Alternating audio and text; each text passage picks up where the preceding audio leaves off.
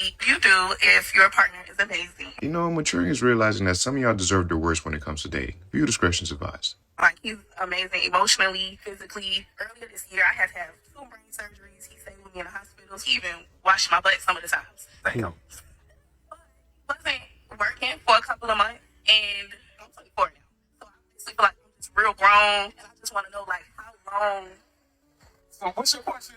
Basically, like, we haven't been out on any dates or anything recently, and I just want to know, like, how long do I wait before I feel appreciated?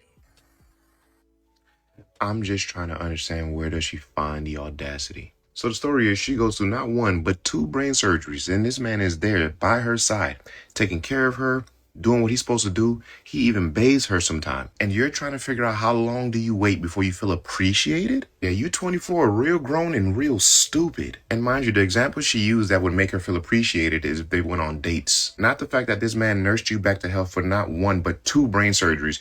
Your idea of appreciation is dinner dates. I saw in the comment section one time where somebody said there are more birds on the ground than there are in the sky, because this woman clearly has to be fucking missing a chromosome or 2 to think in this manner. The fact that you even conjured up this thought after what this man has done for you is insane, to say the least. Because you can't buy that kind of integrity from a person. You can't buy that kind of kindness and care from a person. Keep in mind, they are not married, nor do they have kids together. They are just boyfriend and girlfriend. She also neglects to mention the fact that when she was going through her recovery process, right? Who the fuck was paying the bills? Who the fuck was making sure that you were fed and bathed properly? Who the fuck was taking care of you and pouring themselves into you to keep you mentally and emotionally balanced? This man nursed you back to health, and you got the audacity to get your stupid ass on that platform to ask such an asinine question. But I would say this, though. I hope that man sees this video and he leaves her. Yeah, she don't deserve him in any way, shape, or form. Because you know how fucked up you gotta be as a person to leave someone that nursed you back to health after 2 brain surgeries, all because you guys are not going on dates? Some of y'all have invested way too much in this bullshit ideology of relationships based on what social media has told you what it should be. And as soon as your partner doesn't meet that standard, because that standard is unrealistic, y'all quick to throw in the towel. This woman is clearly a group thinker, and group thinkers don't have no business being in relationships because they don't know how to walk on their own. They wait for social media to tell them in what way to go. That's exactly why she's at the show asking this bullshit question. It's a no-brainer. What do you mean when you feel appreciated? That man has displayed his appreciation for you in ways you couldn't even imagine, but you're too simple-minded to realize that. This clearly is a man trying. He fell on hard times, probably got laid off, whatever. The same way he nursed your stupid ass back to health, why wouldn't you now pour back into him? I swear I hate these types, because their behaviors accentuate the worst parts of relationships, and the fact of the matter is, it doesn't have to be this way. I hope this woman steps on a Lego in the worst way, and I hope that man finds a woman that can appreciate the genuine person that he is. Y'all keep the change. He's right, you know. Step on a Lego is crazy. I do wonder, though, if she's trolling. Because when I first saw this video, I was like, dang, this is crazy. But I wonder if she's trolling, because there's this story going around on social media right now where it's 2 streamers. And apparently this girl had gone through cancer, and this guy had, her boyfriend had taken care of her the entire time and built an online community for her, so that, you know, he kind of sacrificed his online community to kind of support her and stuff like that, got her built up, got her making money, and or whatever he did, and got her all the support and love that she needed, and just kind of worked full time to take care of her and kind of help her through her cancer journey and stuff like that.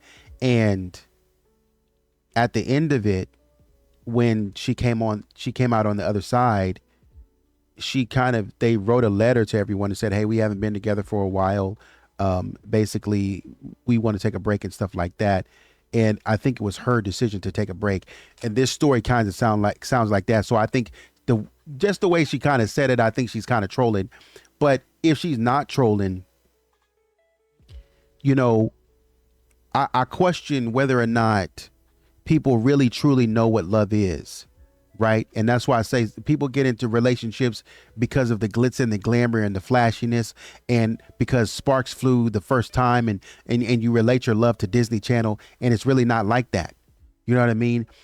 If you can find yourself breaking up with somebody because we just grew apart after somebody nursed you back to health after 2 brain tumors or whatever she said she had, is something very invasive, for somebody to be like, yo, You don't realize how alone you are until you have to go into surgery by yourself and they ask you who's your emergency contact and you don't have one.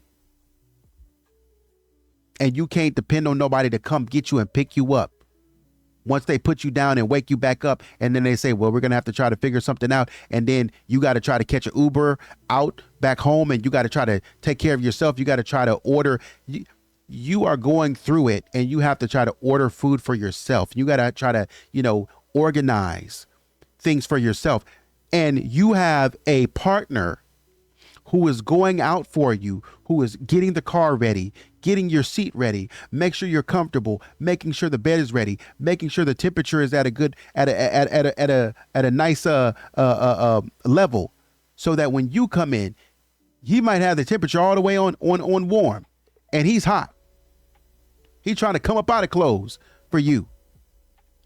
And after everything he's done to sacrifice, to show sacrificial love for you, just because he's not perfect, doing everything for you, and he loses his job, you don't look on him with compassion and say, I'm sorry you lost your job, babe. I know you are doing everything for me, paying attention for me. I know paying attention to me and keeping me up. I know this must be very hard for you. Like in another video, you got the ick and wanted to leave him. Now that you up, you can't share the wealth with somebody. You can't take care of somebody else. They got to take care of you, but you can't take care of them. You don't deserve to be with nobody. You deserve everything that you get. Because how dare you? And that's what I'm saying, man. People wonder why they get what they get. They wonder why they run into what they run into. But if you check your mindset sometimes and you check what kind of energy you're attracting, even when you do get something, you wonder why you get all the trash people. Well, look what you're doing. Look what you're putting out into the world. Trash people attract trash people. And you pray and you hope and you ask and you manifest out into the world for somebody good to come to you. But by the time somebody good comes to you, this is what you do to them. You can't even, man. What was Eve doing over by the tree for a conversation to even be had? Think about that. What were you doing? If you're a Bible believer, when the children of Israel came out of Egypt, remember, the Egyptians had upped the quota. They say, you know what, if you got a problem and you want to complain, do more work. And you know what? You go find your own straw. Now do that, and you better keep the same level of production. And you know what? They couldn't do it. Hebrews couldn't do it. And so guess what? The Egyptians were like, you wanted this. Boom. Over your back we go. And you sitting down there crying so loud and so bad, somebody got to come put their life on the line to save you. And you complain. And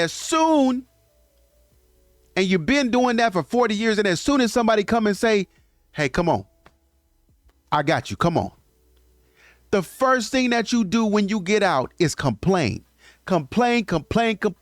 Oh, I wish I would have just stayed back in slavery. It was better. At least in slavery we got. You got what? Have you forgotten where you were when in slavery? Have you forgotten? You got to check your own mindset. The Bible says you got to work out your own salvation. You got to break up your own fallow ground. Why? Because you got some stuff deep inside of you that's toxic, and nobody checks it. When you live alone a lot of times and there's nobody that you interact with, it's just you and your thoughts, and nobody's there to check you and say, that don't make no sense. This part makes sense, but that don't make no sense. Because you got these toxic traits. I'm not saying that it's bad to live alone, but you got these toxic traits inside of you that nobody can check. Iron can't sharpen iron. And you as gold cannot be refined because nobody's in, you're not willing to let go of the toxicity that exists within you. And so when something good comes along, You don't even know how to handle the good thing that comes along because you too toxic to want to change, to see how toxic you are and say, you know what? I'm tripping. Sometimes you can be talking and just going down the line. Oh, this person is da da da, and I can't believe she this, that, and the third. I can't believe he this, that, and the third, and da da da da. And God will come drop in on you and be like, and what about you? Huh? I said, what about you? What about me? Because you know you're trying to be sneaky and you're trying to talk about stuff that don't apply to you, like you ain't got no skeletons in your own closet. Oh, they da da da. Yeah, but you did this to that person the other day, so on and so forth. Did I? Well, you know, Lord, I ain't mean to do that. I was trying to, you're right, Lord. You're right about that. I don't know why I did that. I shouldn't have done that. I'll stop. And actually this conversation is over. Me criticizing other people for stuff that I'm doing. This conversation is over. I actually ain't got nothing else to say. I thought I had a whole argument lined up. I actually don't have anything else to say because I realize I'm no better either. I got my own problems that I'm dealing with, that I'm going through. I'm not no better either. So before I talk about somebody else, I got to watch my mouth and I got to make sure that I'm doing good. And even if I talk about somebody else, I got to watch how I talk about them because I got my own stuff going on. Look, these toxic behaviors that people exhibit and they try to, we are living in a time and an age to where people justify toxic behaviors. They justify mistreating people and doing people wrong. And they act like that because they feel a certain way. Man, forget your stupid feelings, dude. Your feelings are trash, bro. The real evidence, the real data says this man showed you servanthood love. You owe this. I don't owe him nothing. You do owe him something. You owe him love and respect. This man ain't done nothing to mistreat you. You owe him loyalty. He has been loyal to you. Oh, I don't never owe nobody nothing. Yes, you do. You got to be loyal to somebody. You got to care about somebody. And when you get rare people who are servants to you, who act with servant love toward you, who show loyalty to you, you can't forsake that.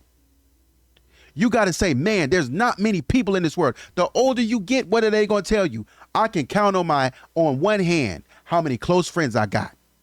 And this is one person who is your close friend. You don't know what you're going to go through in the future. If that cancer or the brain tumor comes back and now that type of help you need is gone because you're toxic, thinking that you deserve a break. You don't need no break. You need to learn to appreciate what's in front of you and stop thinking that you're trying to play the field. But guess what? And this is a crazy world because you do something like that and God's going to send you somebody and you're going to get another brain tumor.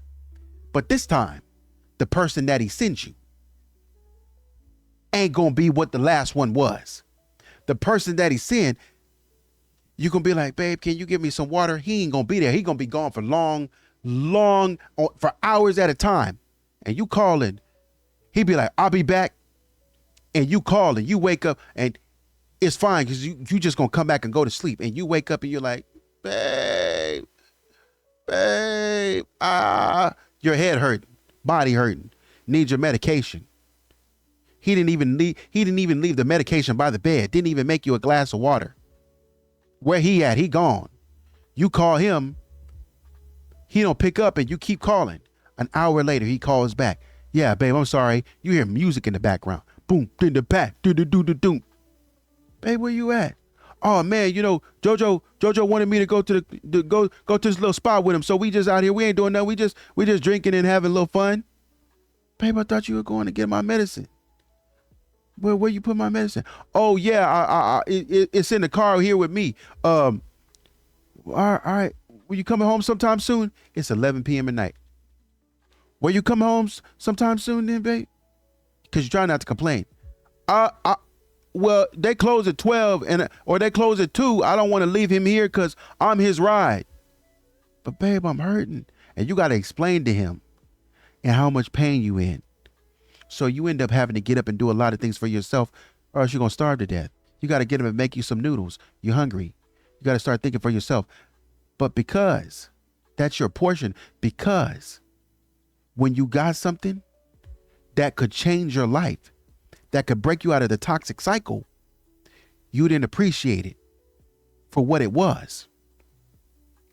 A lot of times, and it was crazy because the Exodus, the whole book of Exodus is talking about as the children of Israel were coming out of Egypt, the Lord said, when y'all get to a certain place, I'm going to have y'all stop and go back. Even when you build houses and you're prospering and this, that, and the third, I'm going to have you stop and go back and live in tents because I want you to remember where you came from. Because I understand y'all got a tendency to be puffed up and haughty and act like you did something and forget the person that brought you where you would never be out here if it weren't for that dude. You would never be where you are. It's okay to say thank you. It's okay to say I appreciate you. But this generation got y'all believing that y'all can be ungrateful. Doing that man like that, that man only trying to help you and build you up and take care of you. But as soon as he's down on his luck, that's when you want to kick him down more. Talk about you got the, oh, I don't want to. Be careful how you treat people when they're down. Be careful because you're going to wonder why everything's going left. Can't get it to work out. Don't know why. Because you don't know how to treat people. Let me know what you think in the comments. Maybe you think I'm wrong. Maybe you think I'm overdoing it. Maybe you think I'm thinking about it too deep. Let me know. Like, share, subscribe. Until next time, take it easy.